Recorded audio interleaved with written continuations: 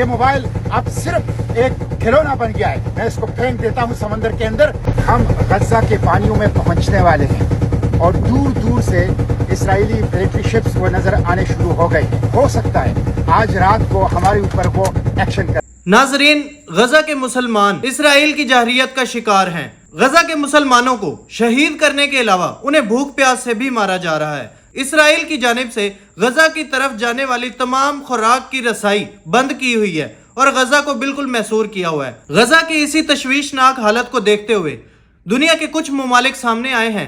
جی ہاں ناظرین، میں بات کر رہا ہوں گلوبل سموتھ فلوٹیلا کی. گلوبل سموتھ فلوٹیلا 52 کشتیوں پہ مشتمل ایک قافلہ ہے جو کہ اتنی چھوٹی کشتی ہیں کہ وہ اپنی حفاظت خود بھی نہیں کر سکتی اور انٹرنیشنل سمندروں سے ہوتے ہوئے غزہ کی جانب رواں دواں ہیں. اسرائیل کی جانب سے 23 سپٹمبر کو پہلے بھی گلوبل سموتھ فلوٹیلا کو ڈرونز کے ذریعے نشانہ بنایا گیا. گلوبل سموتھ فلوٹیلا بھی اسرائیل کی جارحیت سے بچ نہ سکا، لیکن گلوبل سموتھ فلوٹیلا کے نوجوان اتنے بہادر ہیں کہ ان کے عزم پختہ رہے اور انہوں نے اپنی ہمت نہ ہاری اور غزہ کی طرف رواں دواں رہے.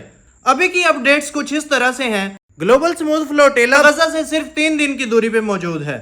صرف اور صرف ایک ہی مشن ہے کہ پرامن طریقے سے غزہ کی مدد کی جائے اور غزہ کے مسلمانوں کو خوراک اور پانی مہیا کیا جائے.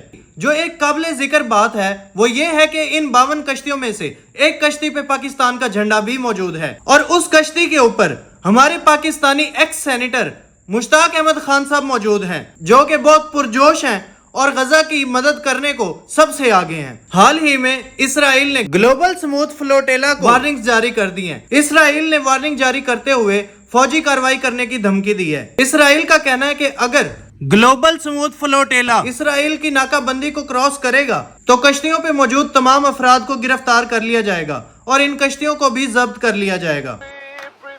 لیکن اگر اپنی کشتیوں کا رخ غزہ کی بجائے اسرائیل کی جانب موڑ دیتے ہیں، غزہ جانے کی بجائے اسرائیلی پورٹ پر آئے گا اور اسرائیل سے امدادی سامان غزہ پہنچائے تو اسرائیل کی جانب سے انہیں امداد فراہم کی جائے گی. لیکن اگر گلوبل سموتھ فلوٹیلا ایسا نہیں کرتے تو پھر ان کے خلاف فوجی کارروائی کی جائے گی. اس کے علاوہ اسرائیل کی جانب سے اسرائیل کے تمام ہاسپٹلز میں ایمرجنسی بھی نافذ کر دی گئی ہے اور اسرائیلی آرمی کو بھی تیار کیا گیا ہے تو وہ فوجی کارروائی کے لیے تیار رہیں. رپورٹس کے مطابق گلوبل سموتھ فلوٹیلا کی طرف سے اس پیشکش کو مسترد کر دیا گیا ہے.